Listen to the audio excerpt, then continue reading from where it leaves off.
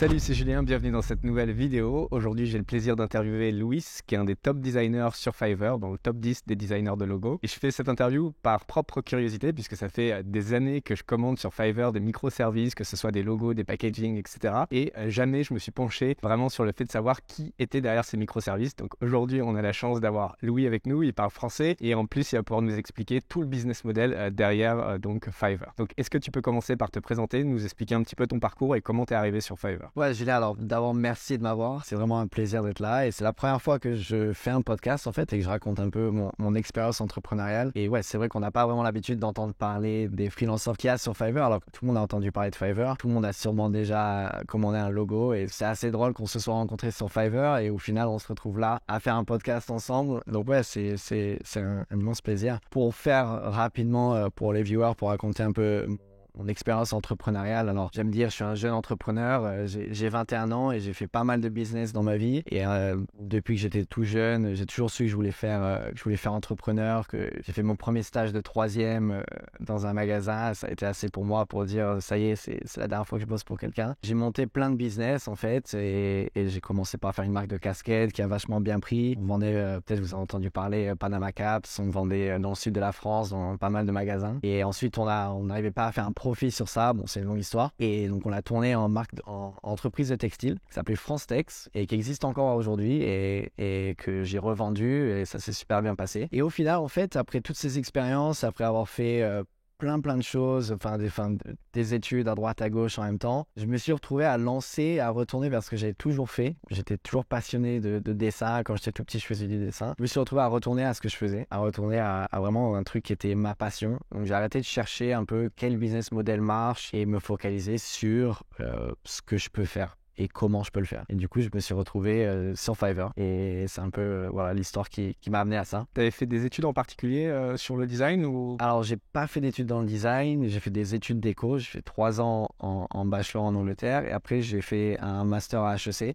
où j'ai rejoint le programme grande école d'HEC en M1 et j'ai drop out. Donc j'ai quitté en fait au moment où j'ai lancé Fiverr et ça a tellement pris rapidement, ça a tellement monté vite. Ça m'a un peu mis une claque et en fait déjà j'avais plus envie d'être là-bas. Je sais, ça m'avait complètement saoulé. Et du coup quand j'avais ce business qui marchait, un mois après, j'étais à Dubaï. J'ai pris un leap of faith et j'ai tout planifié sur ça. Et voilà, aujourd'hui, je suis là. Pourquoi avoir choisi Fiverr d'ailleurs? Tu étais client sur Fiverr. Qu'est-ce qui t'a donné l'idée de commencer par Fiverr? C'est assez marrant. J'ai toujours été sur Fiverr pour commander des trucs quand j'avais mes business, comme tout le monde, quoi. Et j'avais toujours vu ça comme vraiment une plateforme où il n'y a que des Indiens, des Pakistanais, et sans être méchant, mais ce qui n'était pas forcément fait et viable pour quelqu'un en Europe. Ça peut pas être un business qui peut être géré, monté et qui fait un profit assez pour vivre bien en France, en Europe. Et en fait, voilà, j'ai toujours connu Fiverr et je savais que j'étais un graphiste. J'aimais beaucoup faire des logos. Donc quand j'étais tout petit, je faisais des logos pour Call of Duty, pour les Teams, etc.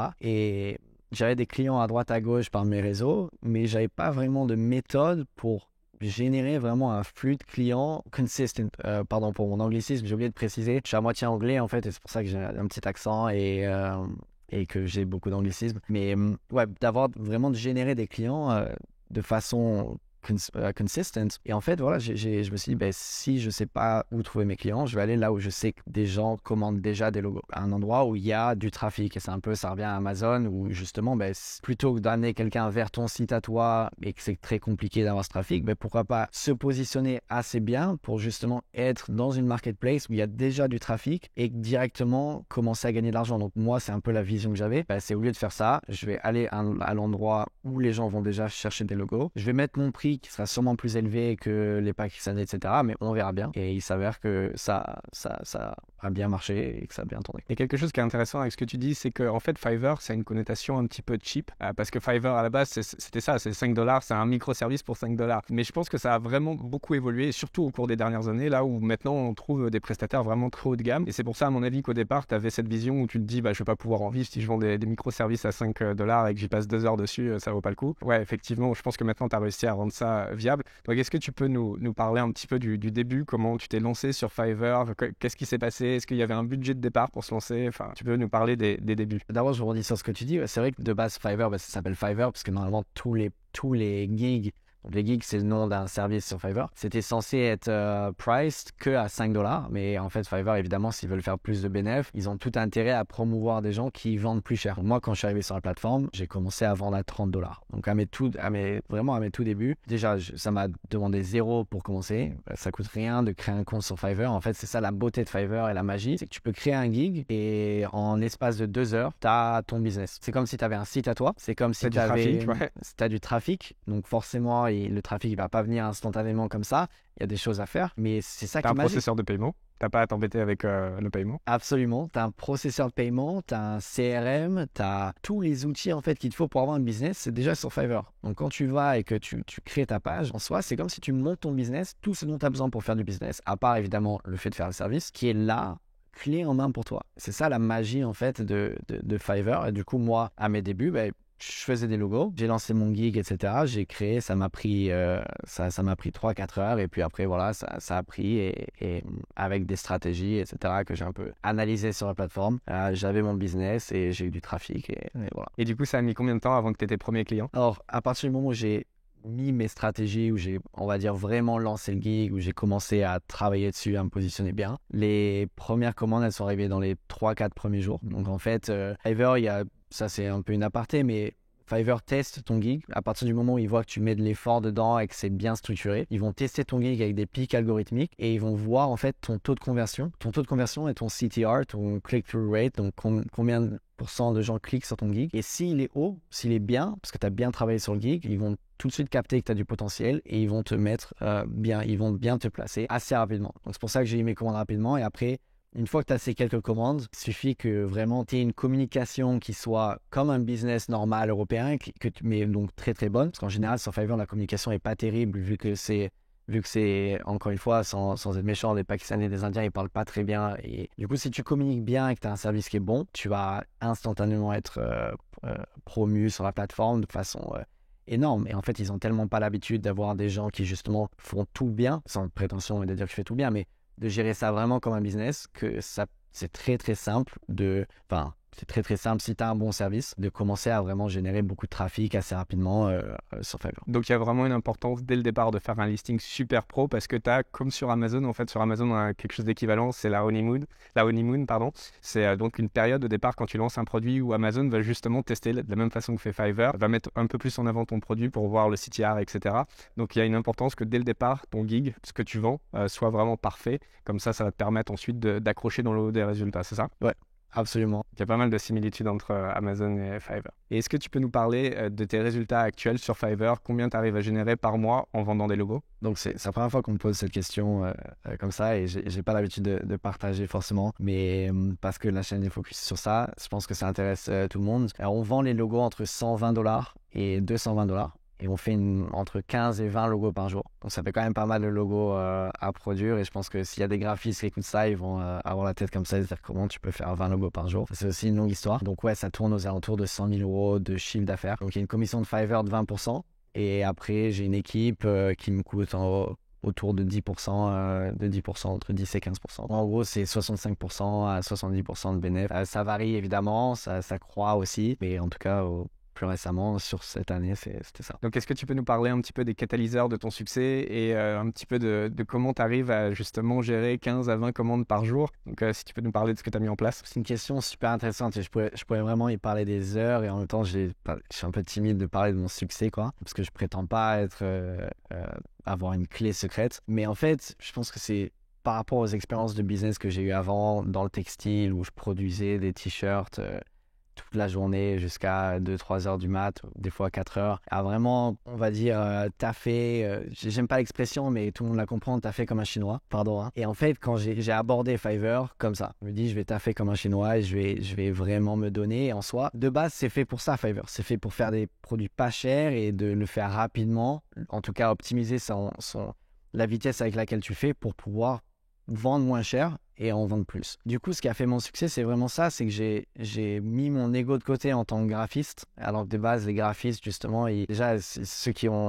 ils ont tous dû halluciner quand je dis que je vends un logo à 120 euros. Normalement, un graphiste en France, ça va être minimum 800 euros pour un logo, parce que ça prend du temps, parce que il y a de la communication avec le client, parce qu'il y a un échange, etc. Et en fait, grâce à Fiverr, t'enlèves tout ça. T'enlèves tout l'aspect appel, call, etc., qui est pour moi, dans 90% des cas, pas nécessaire du tout. Du coup, en fait, il y a des astuces, comme par exemple, j'ai un formulaire qui est optimisé, où je pose directement les questions et c'est automatisé. Donc, du coup, ça enlève tous ces calls-là, ça enlève ces heures de travail, ça enlève le fait d'envoyer une facture, le fait d'envoyer un devis. Tout ça, ça prend du temps. Du coup, si tu enlèves tout et que tu te focalises littéralement sur juste faire le logo, c'est là où tu fais de l'argent. Donc, mon succès en général, c'est juste parce que voilà, j'élimine tout le non nécessaire, je focus sur ce qui me rapporte de l'argent. Je peux faire un service à un moindre coût, ce qui veut dire que je peux avoir énormément de clients et être littéralement comme McDonald's, facile, bon et pas cher. Tu as standardisé le process en fait du logo. En soi, c'est ça. Et du coup, c'est vraiment là où il y a la différence par rapport au modèle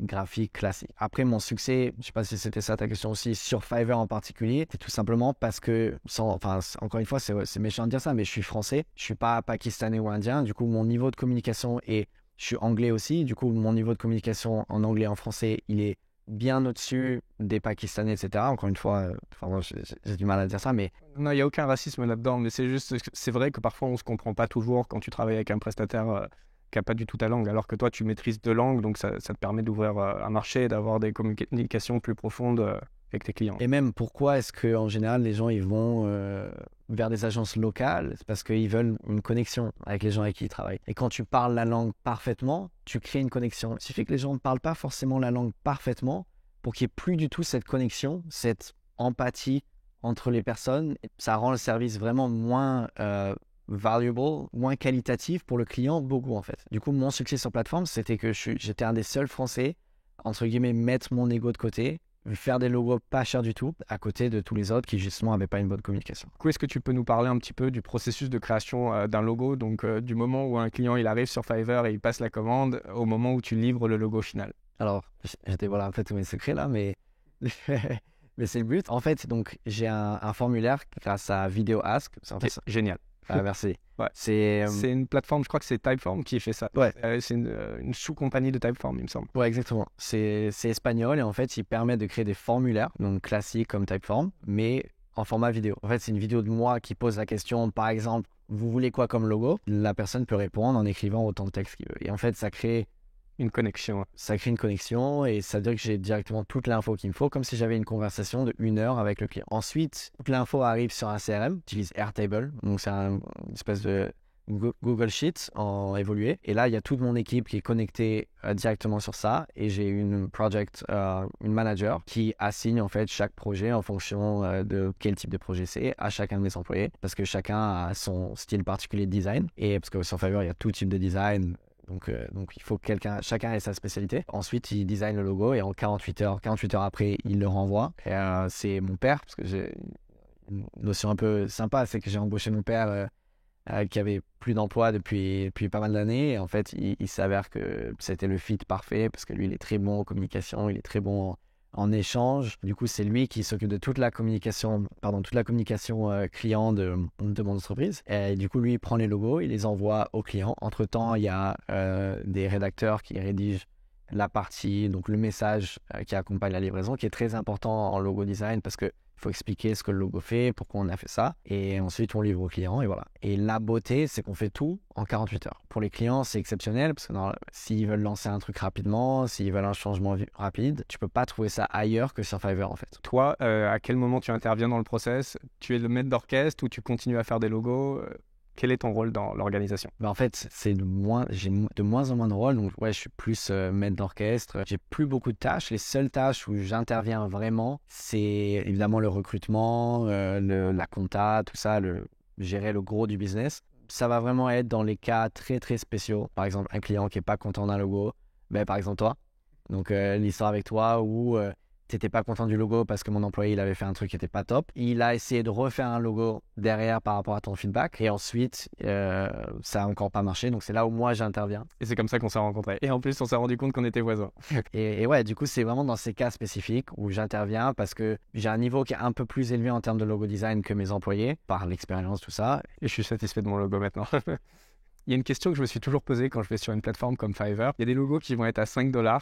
Il y a des logos à $2000. C'est quoi la différence entre un logo, on va dire, dans ton cas, à $120 et un logo à $1000? Quelle va être la différence pour le client au final? C'est une super question. Je peux l'aborder de deux façons différentes. Déjà, il y a sur Fiverr même, et il y a la question générale sur tous les graphistes confondus. Sur tous les graphistes confondus, ça va être comme l'art. Tu peux pas mesurer, surtout dans le cas de l'art moderne, l'art abstrait, où parfois c'est une tâche de peinture. Et moi j'adore cet art, donc je critique pas, mais ça peut coûter des millions et des millions, alors qu'il y aura des tableaux complexes avec des détails où le peintre aura passé des heures qui va coûter 1000 euros. Donc en fait, ça va dépendre de la valeur artistique en soi du logo. Mais la valeur artistique du logo, ça va dépendre de à quel point ce logo représente les émotions qui sont nécessaires d'être partagées pour que cette entreprise soit bien positionnée. Ça va être évidemment la qualité du détail, la qualité de la typographie, à quel point c'est unique. Mais bon, on sait tous qu'il y a des logos qui ne sont pas forcément uniques, mais qui sont des très très grands logos. Par exemple, le logo de Castorama.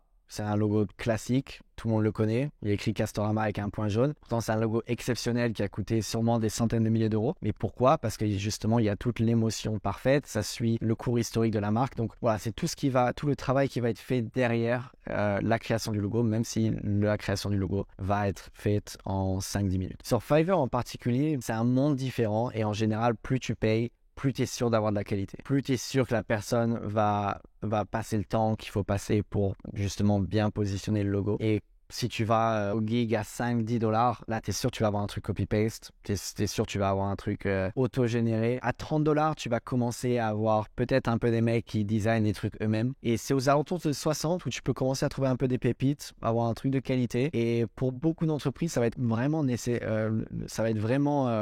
assez, on va dire, d'avoir un logo pour certains à 60 $. Voilà, sur Fiverr, c'est un mec vend son logo à 1000, 2000 $, et ça va être vraiment, vraiment en général de la bonne qualité. Parce qu'il sait que si c'est pas exceptionnel, il va jamais avoir de commande, il va jamais rester sur la plateforme. Donc il est obligé de vraiment avoir quelque chose d'exceptionnel, d'avoir, c'est ce que j'appelle le green ratio, c'est le value que tu donnes pour le prix que tu donnes. Donc si tu as un prix élevé, tu es obligé de donner beaucoup de valeur, parce que sinon sur Fiverr, tu te fais éliminer. Donc pour toi, le sweet spot, c'est à partir de 60 $ sur Fiverr? Ouais, je pense que pour une marque de dropshipping, par exemple, ou une marque d'un produit, si on veut lancer un produit Amazon FBA, comme dans ton cas, c'est vachement bien de mettre au moins 60 $. Là, on va commencer à avoir un truc de qualité qui va être adapté à la marque. Idéalement, 100 $, c'est là où c'est une étape au-dessus en termes de détails, etc. C'est moins nécessaire, ça reste un peu un luxe, on va dire. Mais voilà, 60 $, 100 $. C'est le sweet spot pour lancer sa marque de dropshipping ou Amazon. Personnellement, moi, mon sweet spot, quand je regarde les logos, c'est entre 75 et 150 $. Donc, c'est un peu ce que tu es en train de dire. C'est là où je trouve vraiment des prestataires de qualité. Et puis après, bien sûr, je fouille tous les designs. Et je pense que c'est aussi quelque chose qui est important de dire quand on cherche à faire un logo, c'est d'essayer de trouver un designer qui fait déjà le type de logo qu'on veut faire. Et de ne pas essayer de faire à un designer un type de logo qui n'est pas dans son spectre habituel.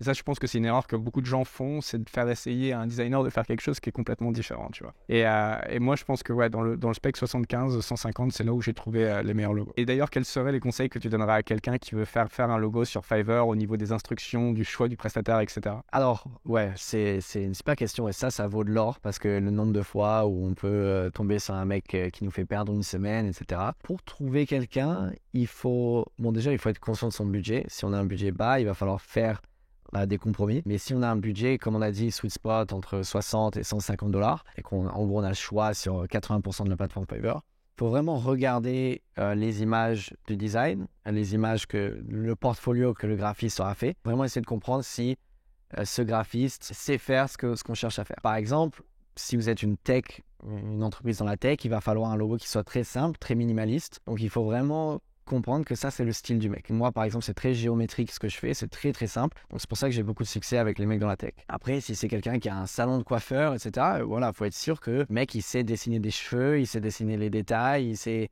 faire vraiment ce style de logo qui est très particulier. Pour en gros, le mini tutoriel, c'est être conscient de son budget, être réaliste dans ses attentes. Et si le budget c'est 150, vraiment aller vers le mec qui a le geek qui représente le plus, comme si c'était le logo final que vous allez avoir, qui représente le plus ce que vous faites. Après, il faut regarder sa description, voir si c'est bien écrit. Il faut regarder les ratings, bien regarder les ratings, surtout les ratings récents, parce que parfois, tu as des mecs qui ont eu des super ratings pendant longtemps, mais récemment, ils sont un peu nuls ou ils ont un peu arrêté. S'assurer que le mec est bien actif sur la plateforme. Souvent, c'est le cas si c'est un mec qui arrive dans les premières pages. Et voilà. Mais en général, on trouve beaucoup de pépites sur Fiverr. C'est juste qu'on cherche un peu bien et qu'on ne va pas sur le premier qu'on trouve. Et si vous êtes français, je recommande de prendre potentiellement un graphiste français. On peut trier dans le moteur de recherche. Ouais. Du coup, maintenant, j'aimerais qu'on aborde la comparaison un petit peu entre le fait de vendre sur Fiverr et le fait de vendre sur ton propre site, puisque tu fais les deux. Donc, si tu peux nous parler un peu des avantages, inconvénients de chacune des façons de procéder. Ouais, alors l'avantage principal sur Fiverr, c'est que tu as le trafic. Ça, c'est indéniable. Et avant, le trafic qui se trouvait sur Google, tu mettais ton site, tu rankais. Aujourd'hui, c'est impossible. Il y a tellement de sites, tu vas arriver en page 1 million. Donc justement, les plateformes, parce qu'elles regroupent tous les freelanceurs, elles peuvent investir. C'est elles qui investissent dans le marketing, c'est elles qui s'occupent de rank haut. Donc quand les gens ils vont taper Google, ils vont logo sur Google, ils vont tomber sur Fiverr. Donc en fait, tu vas là où les gens vont parce que eux ils investissent. Du coup, tout le trafic est sur là. Et si tu es bon, en fait, c'est tout ce dont tu as besoin d'être. C'est tout ce que tu as besoin de faire. C'est d'être sûr que tu es bon. Si tu es bon, Fiverr va s'occuper de tout ton marketing et tu vas avoir de la visibilité, tu vas avoir du trafic et tu vas avoir des commandes. Donc en fait, ça élimine toute la partie chercher des clients, alors que sur un site, c'est plus l'inverse. Tu vois, si tu arrives à générer, et tu as plein de gens qui font ça, ils arrivent à générer du trafic de dingue sur leur site, mais ils ont un produit pourri. Du coup, peut-être ils font des ventes, ils sont juste très bons en marketing, mais leur produit est pourri. Du coup, le business, il est pas viable. Alors que sur Fiverr, c'est l'inverse. Tu te focuses sur le produit, tu as le trafic. Moi, par exemple, sur Fiverr, j'ai 2 millions d'impressions tous les 3 mois qui viennent gratuitement. Sur ma page, c'est Fiverr qui me l'envoie. Donc, je paye 20% de commission à Fiverr. Sur les ventes que tu fais. Sur les ventes que je fais, mais c'est rien comparé à ce que ça me coûterait d'avoir 2 millions d'impressions en achetant du trafic, en fait. Donc ça, c'est l'avantage principal que tu as. Et en termes de chiffre d'affaires, si tu peux partager ce que fait Fiverr versus ton site. Ouais, alors notre site qui s'appelle Scale, on fait environ 10 000 euros de chiffre d'affaires. Donc c'est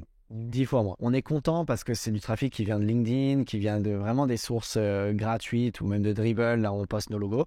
Mais voilà, ça reste quand même petit et ça reste très dur de faire croître. Parce que même si on est bon et qu'on fait des bons logos, on n'a pas le push algorithmique comme il y a sur YouTube ou Amazon, etc. qui fait qu'on peut continuer à croître comme une boule de neige en fait.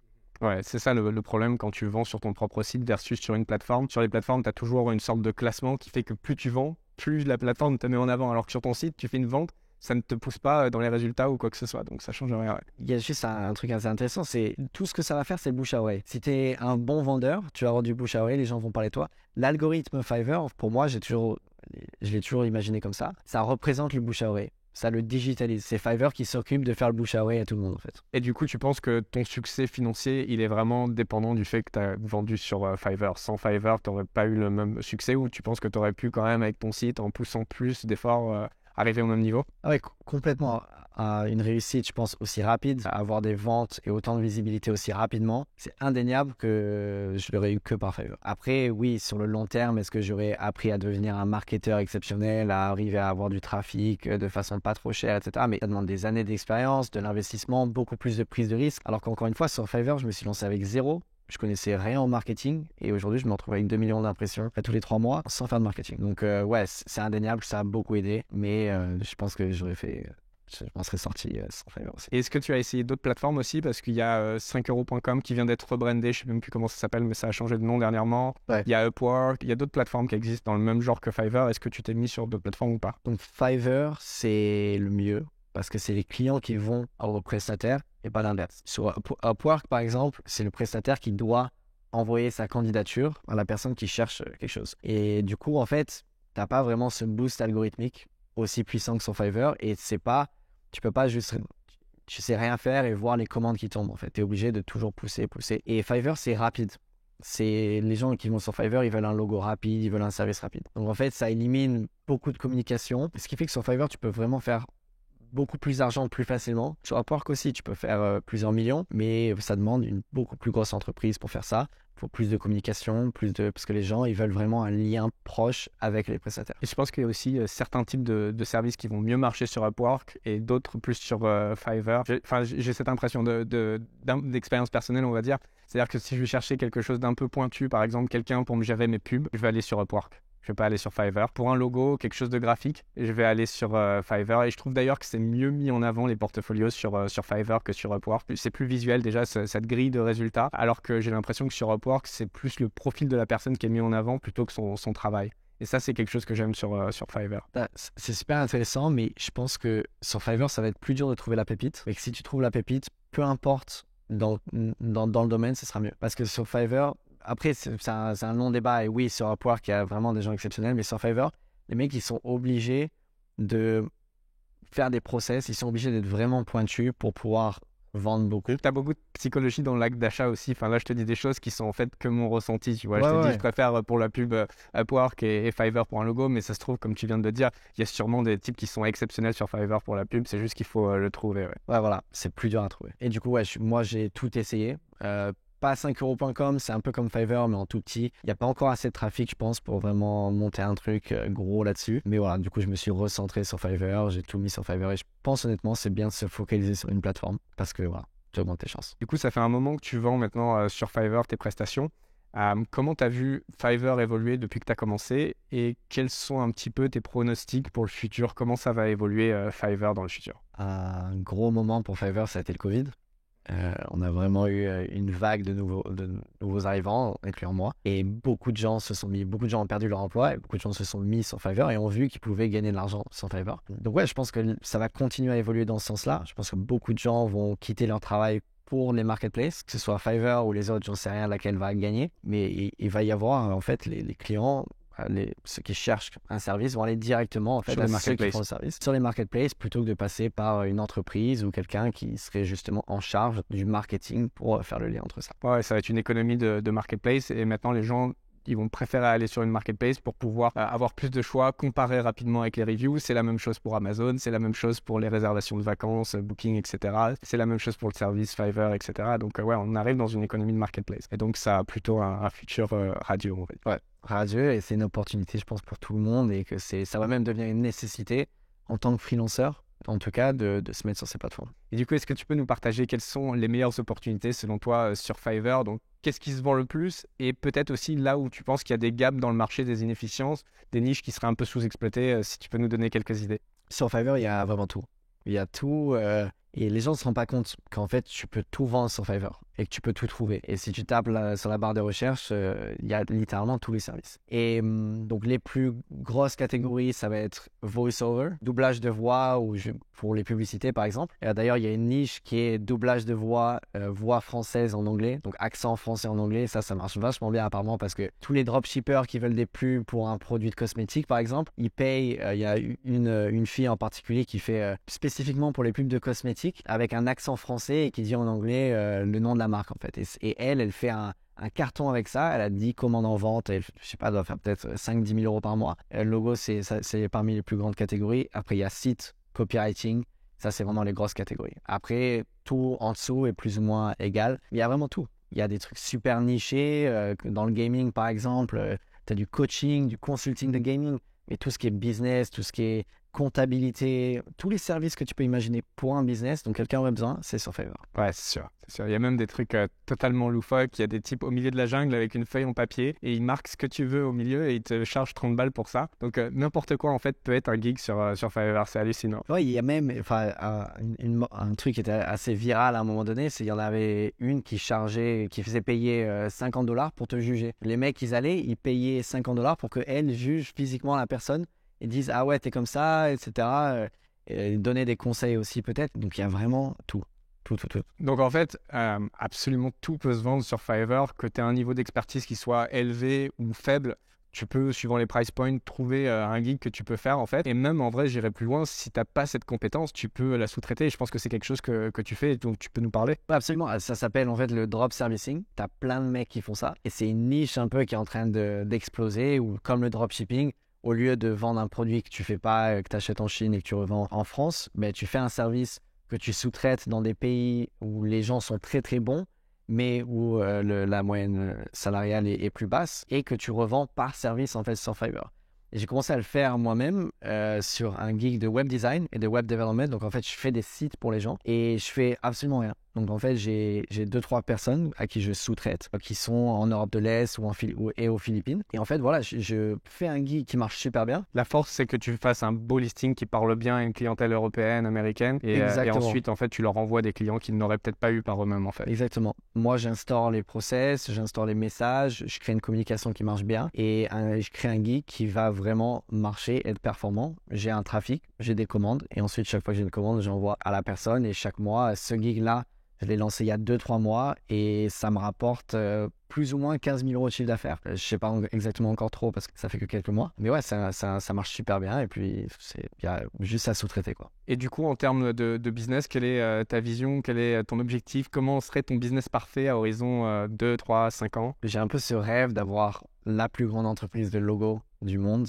Pas en termes forcément de faire un logo pour Castorama ou pour une banque, mais en termes de volume. Et j'adore quand les clients ils m'envoient une photo d'un logo qui est sur un gilet en Afrique. Ou, enfin, vraiment, des fois, je reçois des trucs, ça me fait tellement plaisir. Et ma vision, c'est de continuer dans le logo, continuer à faire plus de logos et à embaucher plus. C'est vraiment grossir ça. Et sur Fiverr, encore une fois, il n'y a pas de limite. Et là, je suis en train de justement essayer de passer le cap de comment je peux arriver à doubler, à tripler. Et ça, c'est un autre game encore parce que voilà, ça demande d'être dans les vraiment top 3. Là, tu es dans le top 10 actuellement. Ouais, plus ou moins dans le top 10. Et pour choper plus de commandes, voilà, il faut élargir son marché. Je pense qu'il faut peut-être que je baisse mes prix un tout petit peu. Donc voilà, je suis en train d'expérimenter. Sur le court terme, on va dire que c'est mon objectif de business. Vraiment, tu veux t'axer sur la création de logos et monter à un niveau supérieur. Est-ce qu'il y a d'autres choses en termes de business que tu voudrais faire également? J'ai un autre rêve, c'est de faire des très très gros logos et d'être en fait une voix dans le monde du logo. Parce que c'est un peu comme dans l'art, il y a des précurseurs, il y a des gens qui lancent des trends. Et quand tu arrives à ce niveau-là, tu peux, c'est pas pour l'argent, mais tu peux facturer 100 000, 200 000 €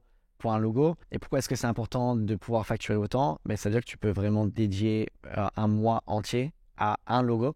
Ce qui veut dire que tu peux vraiment innover. Et moi, c'est un rêve, c'est de pouvoir facturer autant pour pouvoir passer autant de temps sur un logo et devenir une voix dans le monde du logo. Et au-delà de ça, j'ai un autre objectif pro, ou en tout cas beaucoup par passion, c'est que j'ai envie de faire une chaîne YouTube où justement je vais partager à la fois l'aspect Fiverr, comment vendre sur Fiverr et créer une communauté autour de ça. Peu importe le service qu'on fait, peu importe même si on a un skill particulier. Et ouais, créer une communauté autour de ça. Et on mettra le lien de ta chaîne juste en dessous en description. Par contre, c'est que en anglais pour le moment. Peut-être qu'un jour, tu feras une version en français. Ouais. Et pour ceux qui parlent anglais, du coup, tu devrais faire du contenu sous peu à ce sujet. C'est très cool. Et aussi partager sur le logo design, ma passion et vraiment sur ce qui fait un beau logo et à quel point c'est important en fait dans le monde du business d'avoir un bon logo. Et du coup, au-delà du business, dans la vie perso, est-ce que tu as des objectifs, des choses que tu aimerais faire, accomplir? Ouais, c'est toujours dur de s'ouvrir, mais je pense que j'ai un grand rêve en fait. Moi je dis toujours, on part au travail pour au final retourner chez soi. Et retourner chez moi, pour moi, ça veut dire retourner près de ma famille, mais retourner faire ce que j'ai fait depuis que je suis tout petit, ce qui est de l'art et être un artiste. Après tous ces business et tout ce que j'aurais fait, peut-être mon but c'est de faire assez d'argent pour me dire j'ai plus besoin de me soucier de l'argent et j'ai envie d'être un artiste et de devenir peintre en fait. Je pense que quand on est peintre et qu'on se soucie de l'argent, c'est un gros problème parce qu'on ne peut pas forcément être artistiquement pur, on ne peut pas vraiment suivre ce qu'on a envie de faire parce qu'il y a une pression, une pression du marché, une pression de vente. J'ai connu ça dans ma famille et j'ai pas envie de revivre ça. Du coup là c'est important pour moi d'être d'abord make my money et ensuite devenir un artiste et partir sur ça, quoi. Ok, super intéressant, super inspirant. Je pense qu'on a tous en fait quelque chose qu'on voudrait faire une fois qu'on a accumulé assez de fortune. Je ferai peut-être une vidéo un jour là-dessus. Du coup, pour conclure cette vidéo, une question que je pose toujours, c'est quel conseil tu te donnerais au toi-même d'il y a quelques années avant de commencer toute ton aventure entrepreneuriale? Déjà, je pense que je ne changerai rien. Parce que même quand j'ai divergé et que j'ai fait ce que je ne devais pas faire, ça a été tellement incroyable et source d'apprentissage que je le referai. Même si c'est faire des t-shirts imprimés jusqu'à 4h du matin non-stop. C'est dur comme question, mais ce que je me dirais, c'est vraiment pas écouter les gens et pas écouter ce qu'on nous dit qui est soi-disant mieux pour nous en fait. Moi, toute ma famille, elle est pas du tout dans l'entrepreneuriat, elle m'a toujours poussé à pas faire ça. Mon père, tous les jours, il me répétait, faut que tu sois banquier, c'est là où tu vas gagner de l'argent. Je sais même pas pourquoi il voulait ça pour moi, sans être méchant bien sûr, mais même ma mère, même mon parrain qui est un peu mon mentor, il m'a dit que le graphisme, c'était pas forcément, il fallait pas aller là-dedans parce qu'il y a pas d'argent, etc. Et peut-être qu'un jour, je penserai je dirais qu'il a raison, mais en tout cas, ça a fait ma vie d'aujourd'hui. Et j'ai beaucoup douté par rapport à ce que les gens me disaient. Et je pense que si je devais me dire une chose, c'est justement de pas douter. Et à quel point l'instinct, c'est vraiment tellement puissant. Et quand on a un instinct, il faut toujours le suivre et vraiment croire et être en paix avec son instinct et le suivre, même si ça veut dire sauter d'une falaise, quoi. Waouh. Donc, ouais.